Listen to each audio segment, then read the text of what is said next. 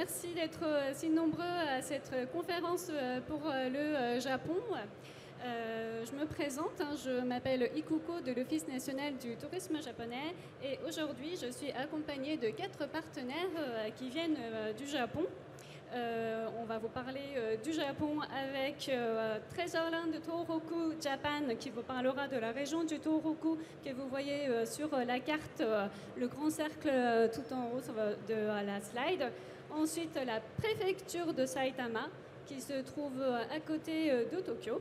On a également la ville de Fujiyoshida avec l'influenceur Ichiban Japan que certains d'entre vous connaissent peut-être.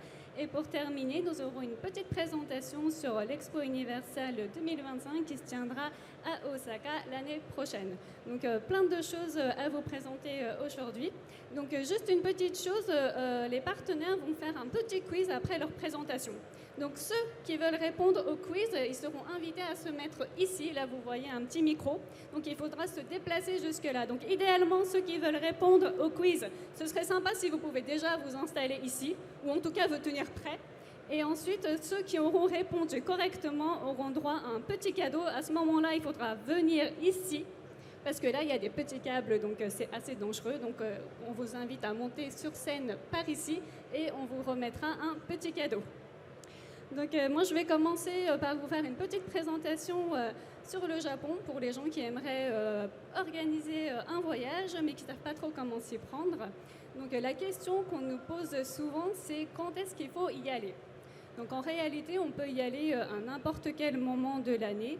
Vous avez bien sûr le printemps avec les cerisiers en fleurs, les érables magnifiques en automne. Alors c'est vraiment magnifique, mais en revanche ce sont aussi 2 grosses périodes touristiques. Donc vous pouvez bien sûr y aller. Après il faut savoir que par exemple les cerisiers, eh ben, ça commence du sud au nord et les érables à l'inverse ça commence du nord au sud. Donc éventuellement vous pouvez un petit peu adapter votre programme et vos dates pour les avoir et pas forcément de la grosse période de la pleine floraison. Ensuite, il y a l'été, bien sûr, il y a plein de festivals, des feux d'artifice, c'est vraiment très chouette, surtout si vous y allez en famille. Après, il faudra juste faire attention, il fait relativement chaud et humide. Ensuite, vous avez l'hiver. Donc l'hiver, on n'y pense pas forcément, mais au niveau des tarifs, c'est relativement intéressant. Les tarifs sont moins chers, il y a plein d'activités qu'on peut faire et surtout les journées sont relativement ensoleillées. Donc mine de rien, les visites peuvent se faire de manière très agréable. Donc en résumé, vous pouvez y aller n'importe quand, mais voilà, quelques petites clés pour choisir le bon moment. Ensuite, lorsque vous êtes sur place, beaucoup se demandent s'ils vont pouvoir se repérer, s'ils vont reconnaître les caractères en japonais. Donc, pas d'inquiétude, vous avez des indications souvent avec dans l'anglais ou sinon la retranscription en alphabet. Et c'est toujours bien d'avoir une connexion Internet. Donc, à ce moment-là, vous pouvez soit louer un routeur de poche, autrement, vous avez des cartes SIM. Après, il y a plein d'applis pratiques, comme les applis pour traduire. Sinon, vous avez notre application Safety Tips avec des conseils pour voyager en toute sécurité. Et en cas d'incident, nous avons un compte X, un Twitter, Japan Safe Travel, où vous aurez plein d'indications si jamais vous avez des catastrophes naturelles comme des typhons, des séismes sur place. Pour se déplacer, il y a bien sûr le Japan Rail Pass. Le Japon, c'est largement couvert par le train. En revanche, son prix a augmenté l'année dernière. Peut-être que beaucoup d'entre vous le savent déjà. Donc à ce moment-là, vous pouvez également envisager d'utiliser des passes régionaux. Et en ville, vous avez des passes à la journée, voire sur plusieurs jours. Donc vous pouvez les combiner. Et ceux qui souhaiteraient sortir un peu hors des sentiers battus, notamment certaines régions qui vont être, certains endroits qui vont être présentés tout à l'heure, la voiture, ça peut être une option. Alors simplement, la conduite se fait à gauche et après, il faut absolument faire traduire votre permis de conduire français auprès de la JAF. Donc il y a certaines agences en France qui sont en mesure de vous faire ces traductions pour les avoir en temps et en heure avant votre départ. En termes d'hébergement, il y a pas mal de solutions, il y a vraiment plein de choix, auberges de jeunesse, les business hotels. Après, pour des hébergements un peu insolites, vous avez les capsules hôtels, peut-être que certains d'entre vous aimeraient essayer. Les ryokan, il y en a beaucoup maintenant qui font mi-japonais, mi-occidental. Donc, voilà, pour les gens qui ont peur un peu de dormir sur les foutons, à même le sol, peur d'avoir mal au dos, voilà, il y a quand même cette option-là. Après, il peut y avoir des hôtels avec des chambres sur des thématiques. Ça peut être thématique animée, ça peut être thématique art. Donc, voilà, je pense que selon vos envies, vous pouvez choisir pas mal de choses. Il y a les shukubo aussi, les hébergements en temple. Et pour réserver, nous avons un site internet, une page online reservation sites qui vous permet de rechercher ces hébergements et de les réserver. Alors, pour vous parler un petit peu plus du Japon, il y a bien sûr les incontournables, Tokyo, Kyoto, Osaka. Bon, honnêtement, je ne vais pas m'attarder dessus parce que je pense que vous connaissez largement. Pour le reste de l'île principale, je laisserai la parole à mes partenaires. Donc, je vais plutôt vous parler rapidement des autres îles. On a l'île tout au nord de Hokkaido. Alors peut-être que tout à l'heure c'était rapidement sur la carte, vous n'arrivez pas trop à visualiser, mais c'est vraiment tout au nord. C'est très vaste, c'est très nature, il y a beaucoup de parcs nationaux et comme c'est une région très enneigée, pour tout ce qui est activité hiver, c'est chouette. On a aussi une des meilleures poudreuses au monde, par exemple à la station Niseko. Tout l'opposé, au sud, on a l'archipel d'Okinawa. Alors les plages, elles sont vraiment magnifiques, c'est une destination assez paradisiaque, climat subtropical. Ceux qui aiment faire de la plongée, snorkeling, c'est vraiment la destination à recommander. Et puis ça peut aussi faire une belle destination pour par exemple les voyages de noces. On a également l'île de Shikoku qui est connue pour le pèlerinage des 88 temples. Il y a 88 temples qui sont répartis sur toute l'île et tous les temples sont différents à des endroits différents. Donc rien qu'en faisant par exemple une petite journée de pèlerinage, vous pouvez vous retrouver en ville comme un petit peu en montagne, un peu au bord de mer. Voilà. Faire ce pèlerinage, ça peut être aussi assez intéressant. Ça vous fait faire un peu de marche et une belle découverte. Et pour terminer, vous avez l'île de Kyushu. Alors l'île de Kyushu, ça peut être assez chouette parce qu'il y a pas mal de trains avec des thématiques différentes. Donc les décors, les motifs sont assez variés. Donc ça peut être assez chouette de tomber sur un train. Et puis ensuite, c'est une région dont l'activité volcanique est vraiment très très forte et qui donne lieu à des onsen assez différents. Donc là, vous le voyez sur la photo, c'est la station thermale Beppu. Ça possède la plus large gamme de onsen du Japon. Ça peut être sableux, laiteux, boueux. Voilà, il y a rien que visuellement parlant également, ça peut être assez impressionnant à voir. Après, il y a certains endroits qui ont inspiré des films que vous avez certainement vus. Pour beaucoup d'entre vous qui sont ici, les films Ghibli par exemple, hein. On a la forêt de Yakushima qui se trouve sur l'île de Kyushu par exemple. On a également, donc Yakushima, ça a inspiré Princesse Mononoke. Le village de pêcheurs Tomonohara, ça a inspiré le film Ponyo sur la falaise. C'est assez chouette comme endroit. Et d'autres films, d'ailleurs un peu plus récents, l'année dernière, il y a eu Suzume. Alors Suzume, ça se passe à plusieurs endroits du Japon. On a un article sur notre site internet pour découvrir les différents endroits, mais là, juste pour vous montrer, il y a une des scènes au début qui se passe, ou en tout cas, ça a été inspiré de la ville de Miyazaki. Et actuellement en salle, on a Détective Conan à Hakodate sur l'île de Hokkaido. Donc je vais m'arrêter là. Pour en savoir plus sur le Japon, vous avez notre site internet, nos réseaux sociaux, Facebook, Instagram. Sachez d'ailleurs qu'en ce moment sur notre site, notre page Instagram, on a un jeu concours avec 2 billets d'avion à la clé quand même.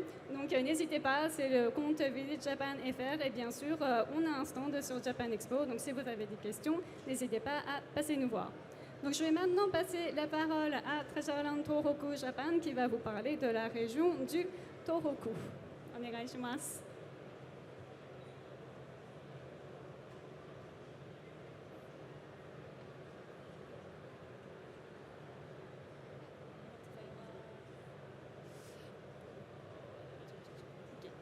Visiteurs de la Japan Expo, bonjour à toutes et à tous.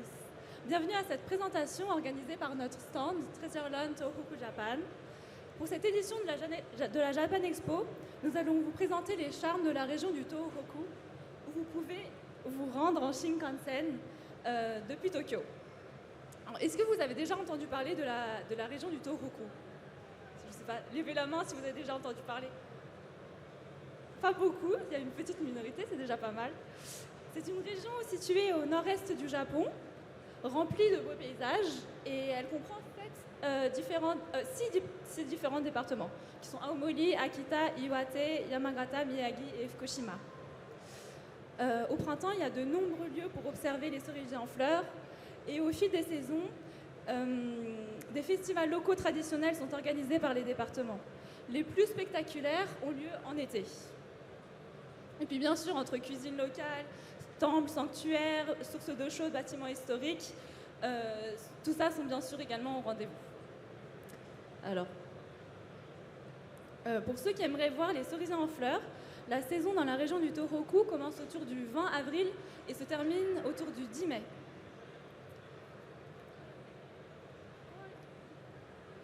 Alors, la plupart des... Alors, attendez. Voilà, donc ça c'est la région, les cerisiers. Et nous sommes d'accord que la plupart des touristes, quand ils visitent le Japon, ils vont plutôt visiter Tokyo, Kyoto et Osaka.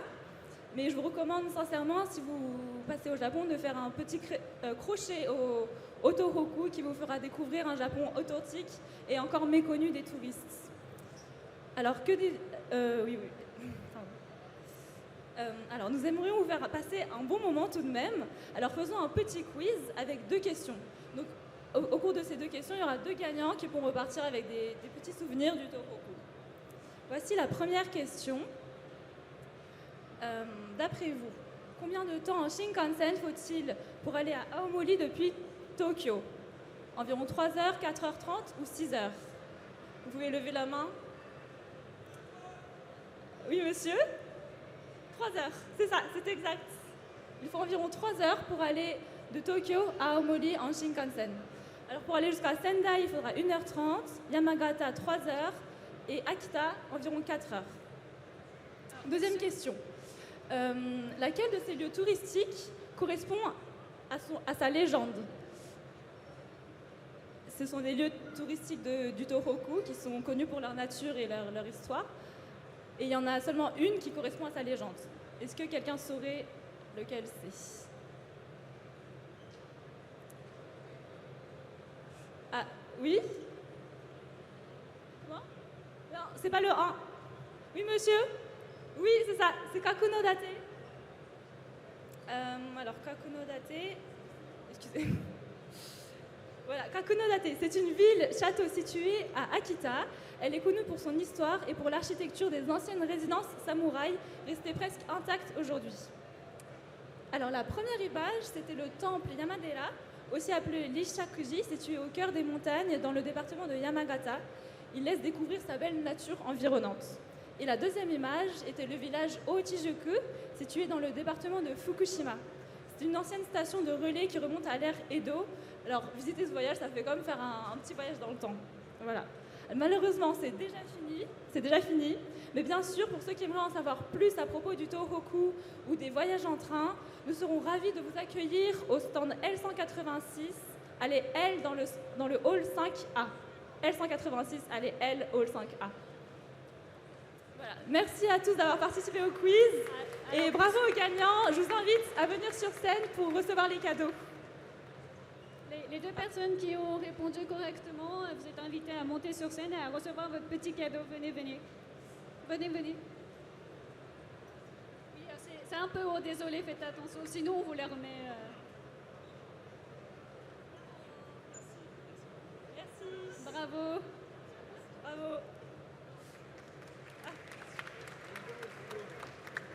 Allez, une petite photo quand même.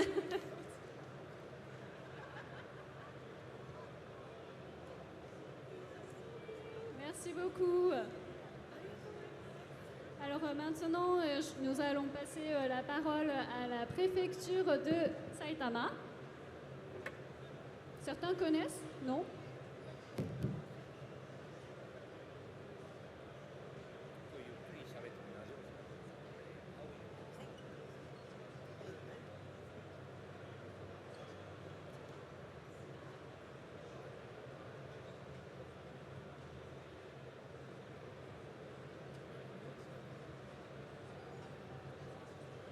Konnichiwa. Aujourd'hui, je présente pour le département de Saitama. Et je vous dire un secret, mais vous voulez partager pour les réseaux sociaux toutes les informations pour le Saitama, s'il vous plaît. C'est un nord de Tokyo, ce qui est important, c'est le logo, ça s'appelle aussi Saitama. C'est Saitama situé au nord de Tokyo. C'est important à la fin de question. Donc vous venez imaginer, c'est enregistrer votre tête. Voilà. Donc c'est un lieu touristique populaire dans la préfecture de Saitama. Le rafting. Donc ici, à plein d'événements, on peut partager de rafting. Vous voulez voir? Vous voulez voir Flyway de Cascade, le ville de Crayon Shinchan. Est-ce que vous connaissez le manga de 1990? Lors de fuite de pluie, l'eau de lentement libérée dans le canal souterrain sont empêchées l'eau s'écouler un seul coup dans la rivière. Vous pouvez entrer et jeter l'œil. C'est comme un palais souterrain, peut aussi le dire. Et haut de droite, tombé, Dagashi Yokocho de Kawagoe. Là, de gauche. Et en bas de gauche, un festival de feux d'artifice organisé dans la ville de Kanosu. Le point de climatiser chaque événement est le record du monde. Et un grand feu d'artifice, lancement poids de 4 pieds, 150 cm de diamètre, 464 kg de poids. Dans 35 casins authentiques sont exposés en deux trains de Kawagoe. Et cuisine gastronomie de la préfecture de Saitama, c'est le brioche anguille grillée. Et deuxième, udon. Vous connaissez, je pense, udon. Qui connaît de udon? Oh, c'est super, vous êtes magnifique. Et yakitori. Yakitori, si vous connaissez yakitori. Oui. Et Saitama, c'est spécialité de yakitori et sauce avec sauce de miso et épicée. Et jumangoku d'udon, biscuit de riz, et soka senbei. Et après, pour de jugoku manju, dans haricot rouge, dedans, il y a de anko. Et artistique de Saitama, bonsai, de Omiya et poupée de filles et tabi. Donc nous, les centre de tabi, on est tous les deux chaussettes, voilà, comme samouraï. Ça s'appelle samouraï tabi. Là aussi, et papier japonais et tissu soie chichibu. Et sanctuary de Chichibu, rafting, tissu soie de Chichibu, et porc mariné au miso. Et aussi, c'est très très connu aussi. Oui. À propos de ville de Gyoda, de château. Désolé. Kawagoe, désolé. Et Kawagoe est lieu touristique célèbre Toki no Kane de manga et Ale Daigoshi, tissu au coton, Kawagoe Tozan et le kabayaki de Angi, spécialité. Et il y en a aussi de Kawagoe, le gare de Shinjuku jusqu'à gare de Kawagoe. Et à peu près 45 minutes de train. Et je vais vous présenter la ville de Gyoda. Gyoda, il y a un château de Oshi. C'est le château de Ninja, est un comptable très connu. C'est un point de pouvoir qu'un château n'est pas tombé même après l'attaque du shogun de Ishida Mitsunari. Et groupe de Kofun Sakitama et compte 9 grands kofun, donc au milieu de Roto. Ces kofun, c'est la tombe en forme de la clé. Et tabi de Gyodashi, son volume de production est plus élevé du monde. Le tabi de chaque paire fabriqué à la main et le paire artisanal sont vendus et M197. Donc, si vous voulez passer nous voir, artisanal, Zabi, si vous voulez passer. Après, le saké est très connu aussi. Donc, on a dégustation de saké à midi, 14h, 16h, notre stand. Donc, si vous voulez goûter, questionnaire et petit cadeau. Voilà. Et on a sélectionné un saké. Donc, 4 sakés vous voulez goûter sur notre stand. Donc, Hitosuji sparkling de Musu, Musukawa de Ginjo, Nozame Daiginjo, Shizuku Daiginjo. Donc, ils ont pour de concours de Kuramaster à platine, c'est le saké de Musu. Donc, vous avez l'occasion de goûter aujourd'hui. Donc, il y a une question.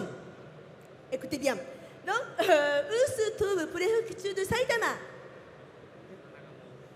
Milieu de 13. Oui. Vous voulez venir? Oui.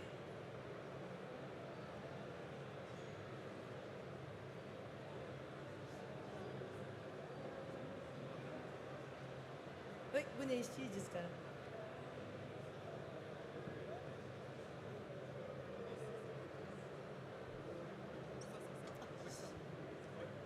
Ok, je crois qu'il fallait que je monte. Ok, au nord de Tokyo. Oui, au nord de la ville de Tokyo. Quel est le numéro? Non, A, B, C. Les chiffres. Le C. C'est, oui, bravo! Omedetou gozaimasu!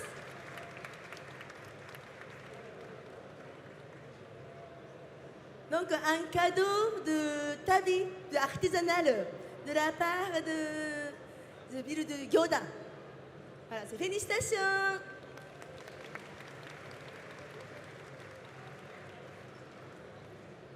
Donc, je vous attends de notre stand. Merci beaucoup. Arigatou gozaimasu.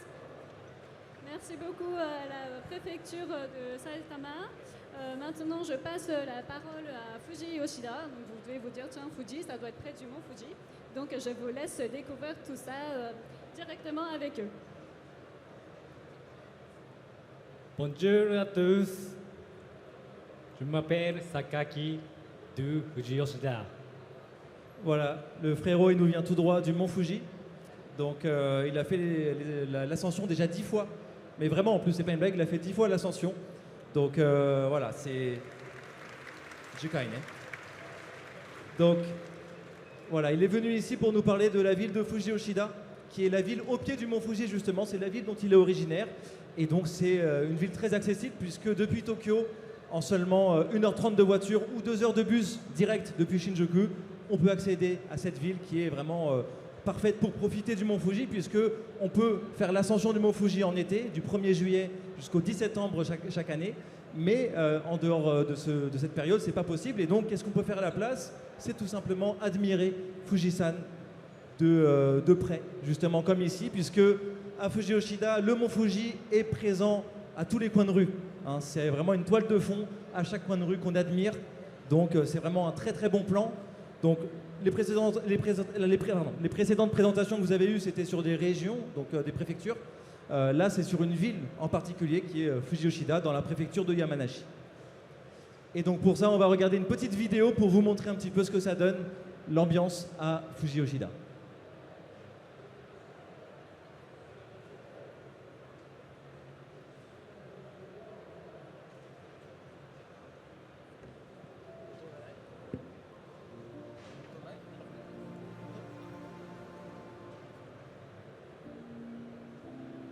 Voilà, vous voyez, c'est très joli, hein. Avec le mont Fuji qui est présent partout. Ça, c'est le coin le plus connu, bien sûr. Quand vous cherchez Japon sur Google, vous avez toujours cette photo qui ressort. Même si, en vrai, il y a quand même beaucoup de monde. Mais justement, c'est pas que cet endroit-là, Fuji Yoshida. Et donc, vous avez vu, ils sont habillés comme lui. Donc ça, c'est l'habit traditionnel pour faire l'ascension du mont Fuji. Et ça se fait encore aujourd'hui. Il y a encore des personnes... Alors lui, c'est pas un vrai. En fait, là, il a mis les habits juste comme ça, mais il y a vraiment un groupe de personnes qu'on appelle les Fujiko qui font l'ascension du mont Fuji chaque année. Un grand festival pour la fermeture du mont Fuji. Ville du textile également.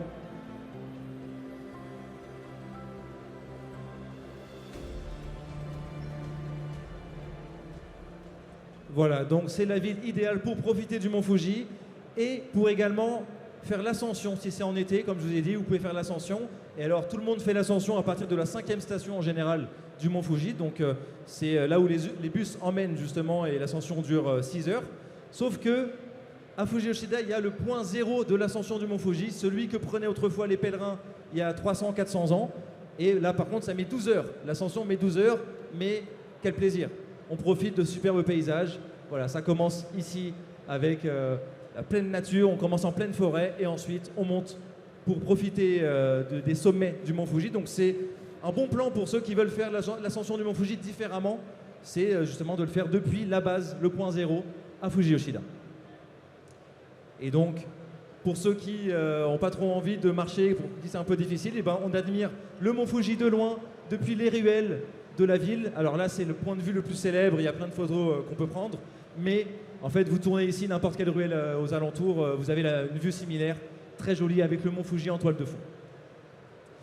Et puis, c'est aussi un endroit où on peut profiter de quelques sorties nocturnes, avec ici Shinsekai. C'est un endroit très intéressant puisque c'était un lieu abandonné autrefois.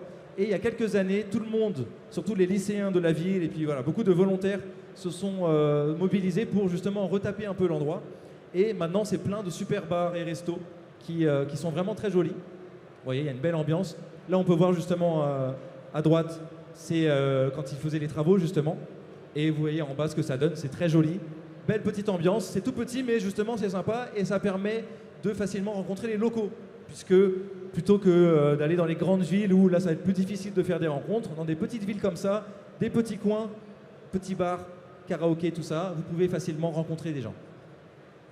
Et puis comme on l'a vu dans la vidéo, Fuji Yoshida est aussi célèbre pour son textile qui est vraiment une spécificité de la ville depuis plus de 1000 ans. Et donc justement vous avez pas mal de produits qui sont disponibles sur le stand de la ville de Fuji Yoshida à l'espace tourisme. Voilà, vous pouvez aller voir, c'est sympa, il y a plein de petits motifs du Mont Fuji aussi. Voilà, c'est un textile qui est vraiment réputé, qui est de très bonne qualité. Et puis bien sûr, voilà, des superbes endroits pour faire des photos, même si voilà, ce n'est pas que ça, Fuji Yoshida. De manière générale, les voyages au Japon, on ne vient pas juste pour prendre des photos, on vient aussi pour des expériences culinaires, des rencontres avec les gens, etc. Donc n'hésitez pas à aller au-delà de ces belles photos, qui sont très jolies. Vous allez pouvoir faire des belles photos, oui, mais aventurez aussi vous dans les, aventurez-vous aussi dans les ruelles pour profiter de tout ce qu'il y a à découvrir, des petits restos, des petits bars, etc. Et donc, bien sûr, le Mont Fuji, vous connaissez, hein, ça a été représenté dans plein d'œuvres mondialement célèbres. Et donc, on peut retrouver des vues similaires dans la ville, un peu partout. Et puis, voilà, du textile, encore, voilà. Et donc, on va passer... Alors oui, effectivement, il y a un festival aussi. Donc, il y a plein de festivals partout au Japon. Il y en a beaucoup à Fuji Yoshida. Et il y en a un bientôt au mois d'octobre sur le textile. Voilà, les Japonais aiment bien faire des festivals sur plein de choses, que ce soit des raisons saisonnières avec des fleurs ou autres, ou bien religieuses, ou bien, comme ici, pour célébrer l'artisanat. On va maintenant passer au quiz. Alors nous, on n'avait pas de budget sur les PowerPoint, donc il n'y aura pas les questions qui vont s'afficher, donc il faut bien écouter. La première question, c'est Fuji Yoshida est une ville accessible depuis Tokyo en combien de temps depuis Shinjuku, qui est justement la gare en bus qui permet d'y accéder? Est-ce que c'est 2 heures, 3 heures, 4 heures ou 5 heures? Alors, quelqu'un qui n'a pas été interrogé, allez, là-bas, est-ce que tu peux venir vite comme ça? Voilà, très bien, je savais que tu allais courir. Donc 2 heures, 3 heures, 4 heures ou 5 heures? 2 heures. Bravo, bravo, tu as gagné des super cadeaux. Voilà. On va passer en attendant à la question suivante. Ouais, n'hésite pas à venir. Question suivante. Quel est l'artisanat ultra célèbre?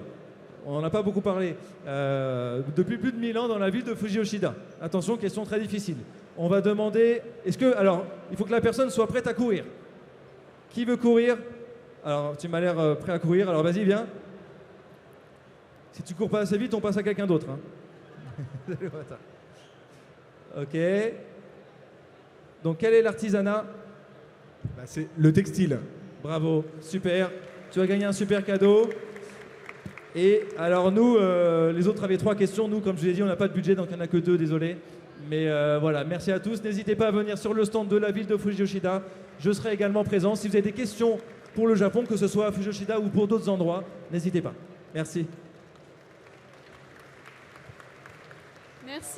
Merci beaucoup à la ville de Fuji-Yoshida et bravo, d'ailleurs bravo à tous, toutes les personnes qui ont répondu correctement au quiz. Alors malheureusement, Ichiban Japan, Guigui va nous quitter parce qu'il va aller sur le stand de Fuji-Yoshida. Voilà, désolé, mais restez là encore. Venez me voir après. Oui, c'est pas fini. Ne partez pas. Voilà. Merci Voilà, beaucoup. En tout cas, merci à Ichiban Japan.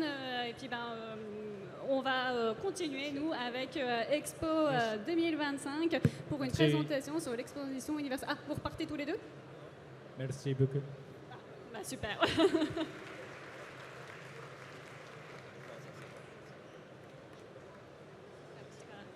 Merci, Guigui.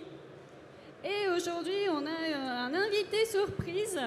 Nous allons avoir la mascotte Miaku Miaku. Est-ce que vous la reconnaissez? Hop, je pense qu'elle va rester là parce que sinon, hop, ouais. Voilà, donc je laisse la parole à Osaka Expo. Bonjour, bienvenue à toutes et à toutes. Le micro marche peut-être pas très bien. Bonjour, bienvenue à toutes et à toutes. Aujourd'hui, je vais vous parler de l'exposition universelle d'Osaka. Est-ce que vous connaissez un petit peu l'Expo universelle 2025 ? Cette exposition se tiendra sur Yomeshima à Osaka du 13 avril au 13 octobre 2025. Elle a pour thème « Concevoir la société du futur, imaginer notre vie de demain ».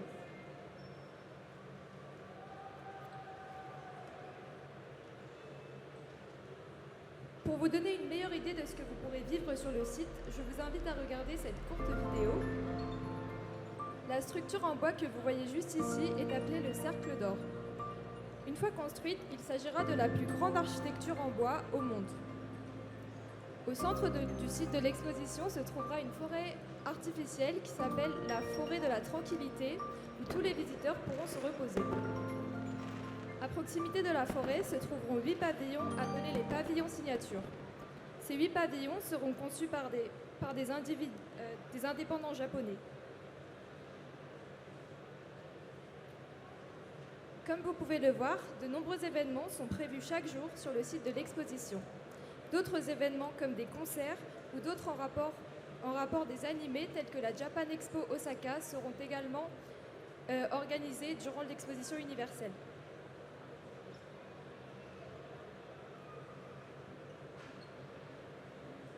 Par ailleurs, lors de cette expo, la France exposera également dans un pavillon. Le pavillon France sera situé près de l'entrée principale de l'expo, ainsi que du pavillon Japon. Il a pour but et pour objectif de présenter les innovations et les savoir-faire français. Voici le thème du pavillon France. Le pavillon France propose une nouvelle vision de l'avenir à travers les différentes formes de l'amour, que ce soit l'amour de soi, l'amour d'autrui ou encore l'amour de la nature. En outre, de nombreux pavillons d'entreprises japonaises seront également présents. Par exemple, Bandai Namco exposera sur leur pavillon appelé Gundam Next Future.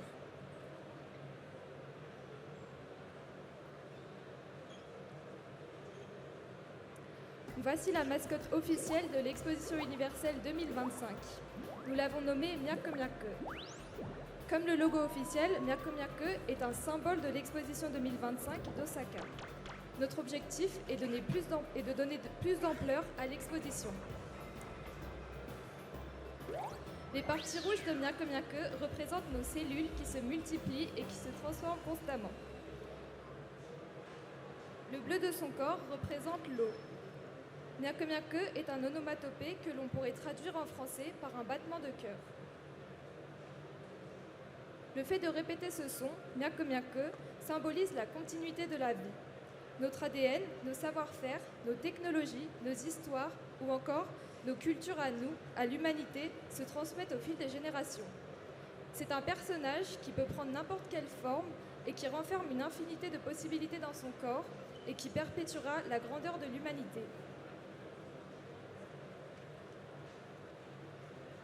Miaku Miaku sera tout à l'heure aussi présent sur notre stand de l'expo et se déplacera autour du site. N'hésitez pas à vous prendre en photo avec lui et à les poster sur les réseaux sociaux afin de gagner des produits originaux. Évidemment, Miyako Miyako vous attendra également à Osaka pour vous accueillir sur le site de l'Expo 2025.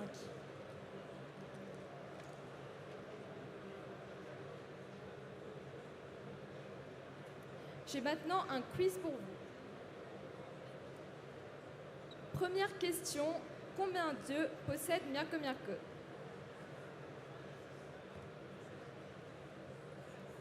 Réponse A, 4. Réponse B, 5. Réponse B, C, 6. C'est ça, bravo. Je vous laisse venir juste à côté récupérer les souvenirs.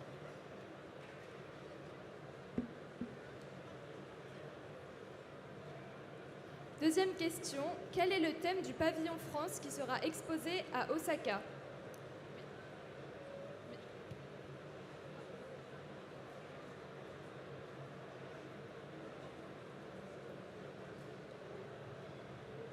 C'est l'amour? C'est là, oui c'est ça.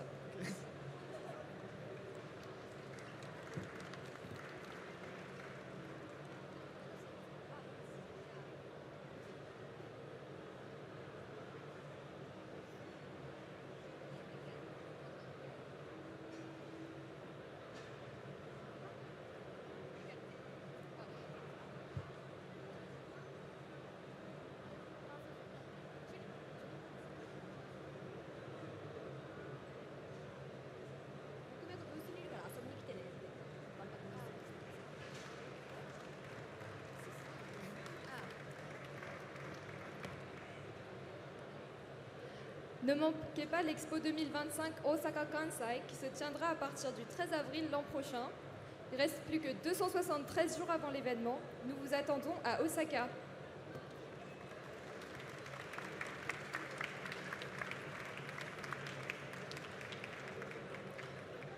Merci beaucoup à tous les partenaires avec leur présentation passionnante. J'espère que ça vous a fait découvrir un Japon différent des grandes villes, Tokyo, Kyoto, Osaka. J'espère que ça vous aura inspiré, qu'on vous aura donné des conseils aussi utiles pour organiser un voyage. Au revoir, Miyako Miyako.